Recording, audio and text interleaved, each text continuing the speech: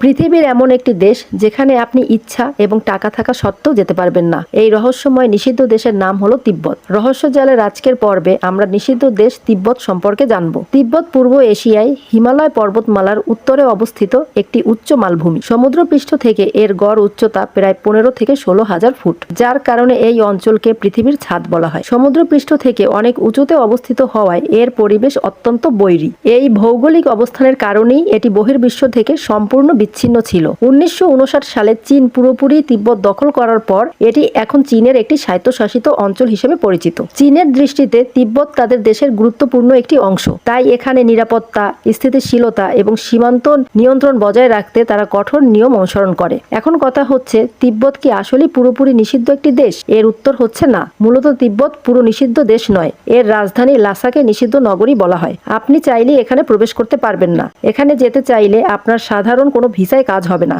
এর জন্য আপনার প্রয়োজন পড়বে স্পেশাল পারমিটের, এবং তার সাথে থাকতে হবে একজন গাইডও। স্পেশাল পারমিট এবং গাইড থাকা সত্ত্বেও আপনি তিব্বতের সকল জায়গায় ভ্রমণ করতে পারবেন না, কারণ তিব্বতের এমন অনেক জায়গা রয়েছে যা পর্যটকদের জন্য সম্পূর্ণ রেস্ট্রিক্টেড। তিব্বতের মানুষের প্রধান ধর্ম হলো বৌদ্ধ ধর্ম, যেখানে ধ্যান, করুণা এবং আধ্যাত্মিক উন্নতির উপর গুরুত্ব দেওয়া হয়। তাদের আধ্যাত্মিক নেতা হলেন দালাই লামা, যিনি সারা বিশ্বে শান্তির প্রতীক হিসেবে পরিচিত। তিব্বত শুধু তার প্রাকৃতিক সৌন্দর্যের জন্য নয়, বরং তার শতাব্দী প্রাচীন বৌদ্ধ মঠ ও মন্দিরের জন্য বিশ্বজুড়ে বিখ্যাত। তবে বর্তমান সময়ে এই ধর্মীয় কার্যক্রম কিছুটা নিয়ন্ত্রিত অবস্থায় রয়েছে, যা তিব্বতকে আরো রহস্যময় করে তুলেছে। তিব্বত সম্পর্কে আপনার কি মতামত? আপনি কি সুযোগ পেলে তিব্বতে ভ্রমণ করবেন? অবশ্যই কমেন্টে আপনার মূল্যবান মতামত জানাবেন। আজ এ পর্যন্তই। আগামী পর্বে আপনাদের জন্য এরকম অন্য কোনো রহস্যময় ভিডিও নিয়ে হাজির হব।